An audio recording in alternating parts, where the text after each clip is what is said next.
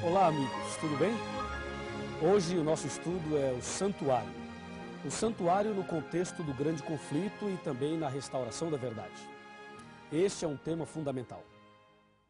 A Bíblia Sagrada diz aqui no livro de Êxodo, capítulo 25, versículo 8: E me farão um santuário para que eu possa habitar no meio deles. Esse versículo resume praticamente tudo que nós temos a estudar hoje.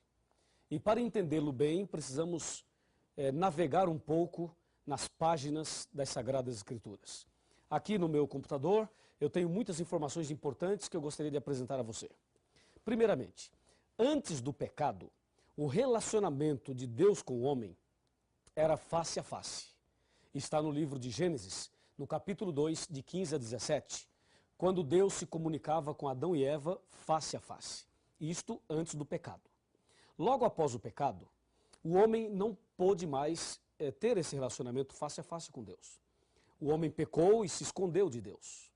Por isso Deus chegou no jardim do Éden, na viração do dia, como de costume, e Adão e Eva não estavam ali, e diz a Bíblia que Adão e Eva falaram: Senhor, ouvimos a tua voz e tivemos medo e nos escondemos. Veja que logo após o pecado, o homem só ouvia a voz de Deus, mas não tinha mais esse relacionamento face a face. Muitos anos depois, na época do profeta Isaías, o profeta diz no capítulo 59, versículo 2, assim, ó: As vossas iniquidades fazem separação entre vós e o vosso Deus, e os vossos pecados encobrem o seu rosto de vós, para que vos não ouça. Veja que na época do profeta Isaías, o homem nem sequer ouvia mais a voz de Deus. E nos dias de hoje, lemos em Apocalipse 3:20, Eis que estou à porta e bato. Se alguém ouvir a minha voz, olha a condição, se alguém ouvir a minha voz e abrir a porta, entrarei em sua casa, cearei com ele e ele comigo. Percebeu o distanciamento? Percebeu o afastamento? O homem tinha comunhão plena com Deus, mas o pecado o afastou, e hoje, infelizmente, nós seres humanos não conseguimos mais ouvir a voz de Deus. Por esta razão, já que o pecado fez essa separação, esse muro de separação, então, baseado nisso e por esta razão, é que Deus pediu, e está aqui na Bíblia, Deus pediu: me faça um santuário e eu habitarei no meio deles. E aí Deus pede para fazer o santuário. E no capítulo 25 de Êxodo, Deus diz qual material deveria usar para fazer o santuário. E ali fala de ouro, prata, fala também de bronze, fala das cores, das metragens. Deus dá toda a orientação para que o santuário pudesse ser feito. E assim, Deus pediu a Moisés que fizesse um santuário. Mas como é que Moisés poderia fazer um santuário se ele não tinha especialidade, não era especialista em construção? Não sabia fazer isso. Então Deus lhe deu uma visão. E a visão que Deus lhe deu, eu quero mostrar a você agora, para que Moisés fizesse um santuário semelhante àquele. Vamos acompanhar? Vamos acompanhar na palavra de Deus, na Bíblia Sagrada. Que visão é essa? Que mensagem é essa? Que modelo é esse? Vamos lá?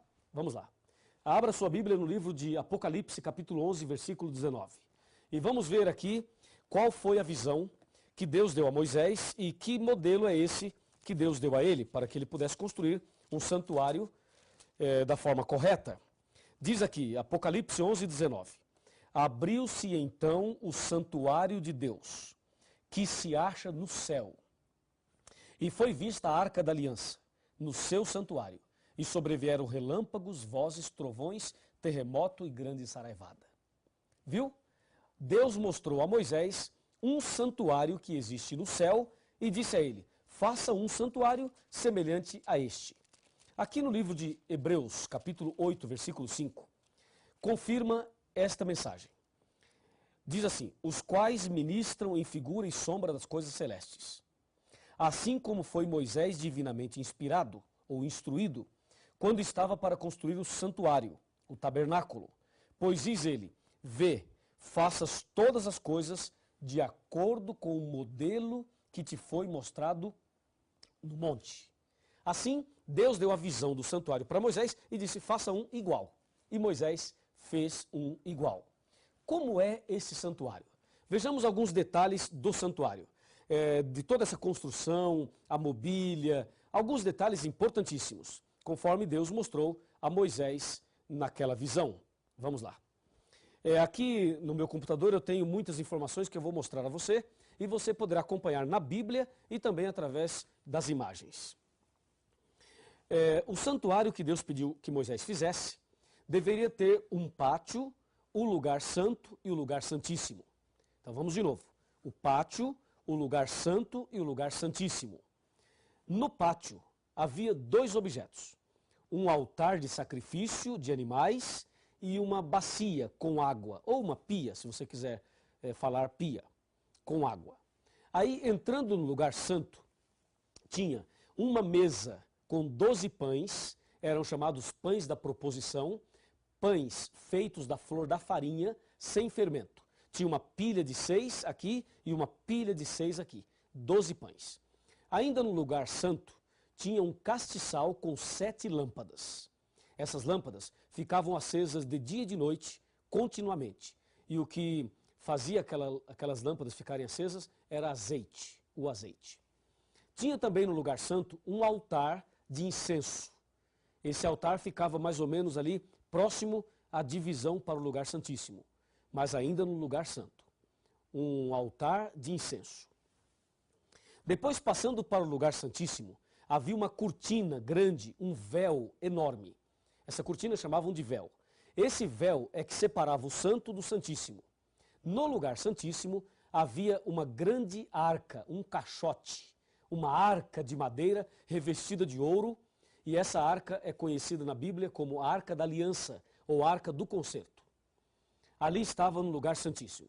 Dentro desta arca, no lugar santíssimo, tinha o maná, a vara de Arão que floresceu e as 2 tábuas dos 10 mandamentos. Isso estava dentro da arca. Sobre a arca tinha uma tampa, e essa tampa chamava-se propiciatório. E sobre a tampa haviam 2 anjos querubins feitos de ouro, assim, ó, um curvado para o outro, assim, entendeu? Desse jeito. 2 anjos sobre a tampa da arca. E aí, no meio desses 2 anjos, sobre a arca, no lugar santíssimo, era exatamente ali que Deus se manifestava uma vez ao ano. Esse dia que Deus se manifestava era conhecido como o dia da expiação. Era o dia da reconciliação, o dia do juízo, o dia do perdão, o dia da misericórdia. Esse dia da expiação, Deus se manifestava ali, no lugar santíssimo, sobre a arca, entre os 2 querubins. Essa manifestação de Deus ali era conhecida como Shekinah. O Shekinah era a presença de Deus, uma nuvem de fogo com a presença do Deus Todo-Poderoso. Tudo isso que acabei de apresentar a você está em Hebreus capítulo 9, de 1 a 7. Lembrando que no lugar santo, o sacerdote entrava, e no lugar santíssimo, só o sumo sacerdote. O sacerdote entrava no lugar santo 2 vezes ao dia, e no lugar santíssimo, o sumo sacerdote sozinho, 1 vez no ano, ou ao ano. O que tudo aquilo significava? Para que aquele santuário?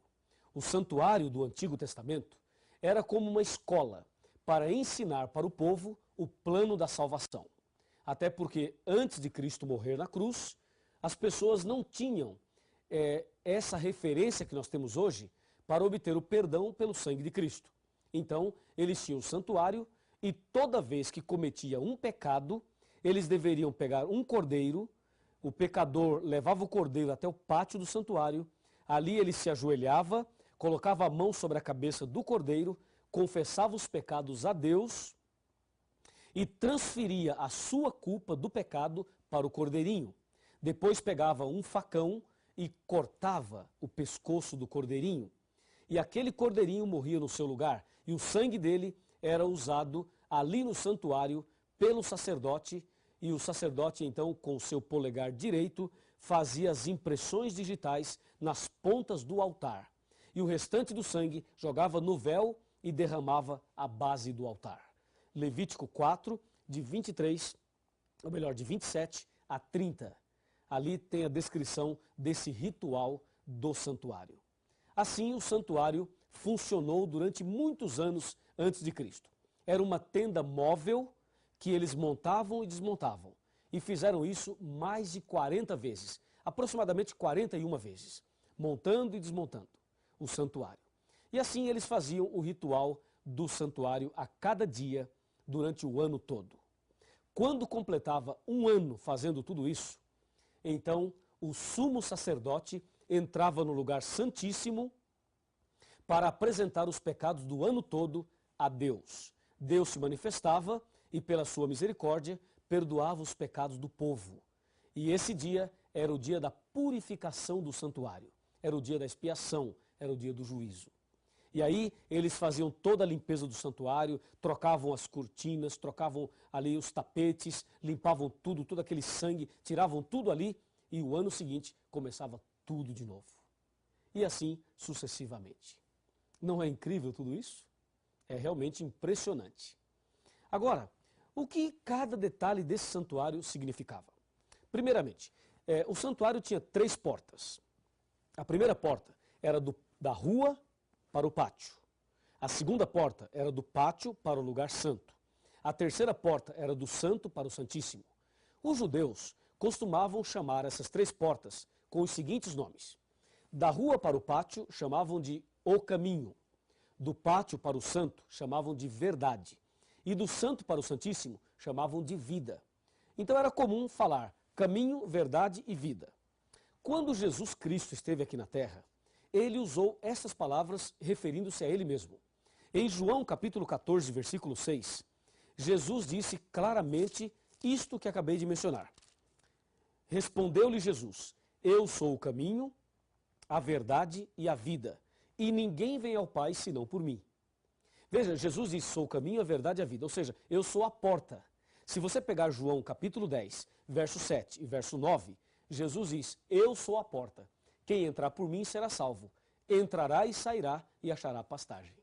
Confirmando aí, as 3 portas do santuário se aplicavam a Jesus. Aqui ainda nas ilustrações, veja, o altar de sacrifício que tinha no pátio, que está em Levítico 1, verso 9,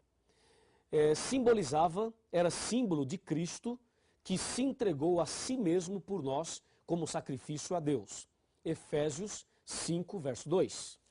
Ainda no pátio, aquela bacia com água, Êxodo 30, 18, era símbolo do Espírito Santo, João 7, de 37 a 39. Era símbolo da Bíblia, a palavra de Deus, Efésios 5, 26. E era símbolo do batismo, João 3, verso 5. No lugar santo, aquela mesa com 12 pães, o número 12, Êxodo 25, 30, era símbolo do povo, das 12 tribos do povo de Israel. E o pão sem fermento simbolizava Jesus, o pão da vida. João 6, 48. Lembrando que não tinha fermento, porque fermento era símbolo do pecado. E como Jesus nunca pecou, o pão tinha que ser sem fermento. Ainda no lugar santo tinha um castiçal com 7 lâmpadas. O número 7 representava as 7 igrejas do Apocalipse. Apocalipse 1, versículo 20. E isso está ligado a Êxodo 40, verso 24. E a lâmpada, a luz em si, que ficava acesa de dia e de noite, representava Jesus, a luz do mundo. João 8, versículo 12. Ainda no lugar santo, o altar de incenso. Êxodo 40, 26. Isto era símbolo ou representava a oração dos santos, o culto a Deus, que está em Apocalipse 5, versículo 3. No Santo dos Santos, no Santíssimo, tinha a Arca do Concerto, Êxodo 26, verso 33. Sobre o propiciatório era visível a presença de Deus. O que representavam então os objetos que estavam dentro da arca? O maná, a vara de Arão e as tábuas da lei. O maná representava o cuidado de Deus, que Deus proverá. Deus cuida de nós e provê o necessário para você e eu vivermos.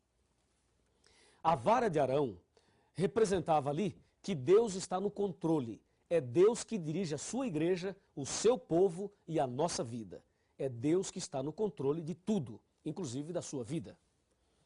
Ali tinha também as tábuas da lei. As tábuas da lei representavam amor e justiça, ou o juízo final. Assim, você percebeu que o cordeirinho simbolizava Jesus, o sacerdote simbolizava Jesus, o sumo sacerdote simbolizava Jesus, as 3 portas simbolizavam Jesus, o sacrifício era o sacrifício de Jesus.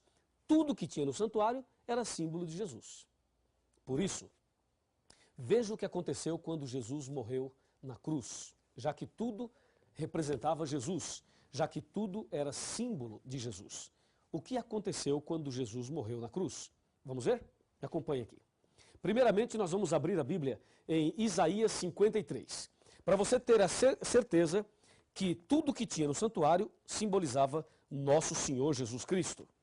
Aqui está Isaías capítulo 53, a partir do versículo 3. Com muita solenidade eu vou ler. Era desprezado e o mais rejeitado entre os homens, homem de dores e que sabe o que é padecer. E como um de quem os homens escondem o rosto, era desprezado, e dele não fizemos caso. Certamente ele tomou sobre si as nossas enfermidades, e as nossas dores levou sobre si. E nós o reputávamos por aflito, ferido de Deus e oprimido. Mas ele foi traspassado pelas nossas transgressões e moído pelas nossas iniquidades. O castigo que nos traz a paz estava sobre ele, e pelas suas pisaduras fomos sarados. Todos nós andávamos desgarrados como ovelhas, mas o Senhor fez cair sobre ele a iniquidade de todos nós. Ele foi oprimido e humilhado, mas não abriu a sua boca. Como cordeiro foi levado ao matadouro, veja, como cordeiro foi levado ao matadouro, e como ovelha muda perante os seus tosqueadores, ele não abriu a sua boca. João Batista o reconheceu como Cordeiro de Deus. Quando João Batista viu Jesus ali no Rio Jordão, disse: eis o Cordeiro de Deus que tira o pecado do mundo. Sim, todo o ritual do santuário apontava para Jesus. Assim como o pecador confessava os pecados e transferia sua culpa para o Cordeirinho, e o Cordeirinho morria, assim também Jesus levou sobre si as nossas culpas, os nossos pecados. Todos os pecados Jesus levou sobre si. E, infelizmente, Jesus teve que morrer. Mas, felizmente, ele morreu. Porque se ele não morresse, nós não seríamos salvos. Ele levou sobre si os nossos pecados. Como o cordeirinho, também no Velho Testamento, simbolizava isto. Meu amigo e minha amiga. Agora que você entendeu muito bem isso, é preciso entender o último aspecto desse estudo. Aqui em São Mateus, no capítulo 27, no versículo 50 e no versículo 51, aqui diz: e Jesus, clamando outra vez com grande voz, entregou o Espírito. E eis que o véu do santuário se rasgou em 2 partes, de alto a baixo. Tremeu a terra, fenderam-se as rochas. Ou seja, quando Jesus morreu na cruz, todo aquele ritual do santuário acabou. Todo aquele sistema de sacrifício de cordeiros do passado perderam o valor quando Cristo morreu na cruz. Hoje, Jesus ressuscitou, ou melhor, já está ressuscitado, ressuscitou ao 3º dia, e hoje ele está no céu, à direita de Deus, no lugar santíssimo do santuário, intercedendo por nós. O que Deus então espera de mim e de você? Por favor, vem aqui bem pertinho, quero falar algo muito importante para você. Pode se aproximar aqui, quero falar algo muito importante para você. Vem cá. Ó, Apocalipse 3:20 diz assim, ó: eis que estou à porta e bato. Se alguém ouvir a minha voz e abrir a porta, entrarei em sua casa, cearei com ele e ele comigo. Lembra, no santuário tinha 3 portas. Jesus é a porta. E Jesus já abriu a porta da salvação para você quando morreu na cruz. Hoje, só falta você abrir a porta do seu coração. Como está o seu coração? Está fechado ou está aberto? Se ele estiver aberto, meus parabéns. Mas se ele estiver fechado, abra-o agora mesmo. Entregue a sua vida a Jesus. Tome uma decisão e Deus fará de você a pessoa mais feliz do mundo. Em breve Jesus vai voltar e quer levar você para o reino da eterna felicidade. Se você deseja abrir o seu coração para Jesus hoje, então feche os seus olhos agora e vamos fazer uma oração. Querido Deus, muito obrigado pelo estudo de hoje. Muito obrigado porque Jesus é o Cordeiro de Deus que tira o pecado do mundo. Levou sobre si os nossos pecados e a sua capacidade em perdoar é muito maior do que a nossa capacidade de pecar. Eu entrego essa pessoa que está estudando a Bíblia comigo nas tuas mãos. Em nome de Jesus. Amém. Cada dia posso ver, perceber em seu olhar as pessoas tão vazias, cheias de pesar, vivem cada vez mais sós, morrem sem amor.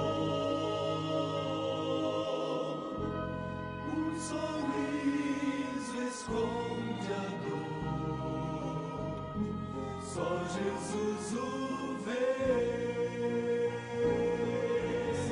Busquem a Jesus, busquem a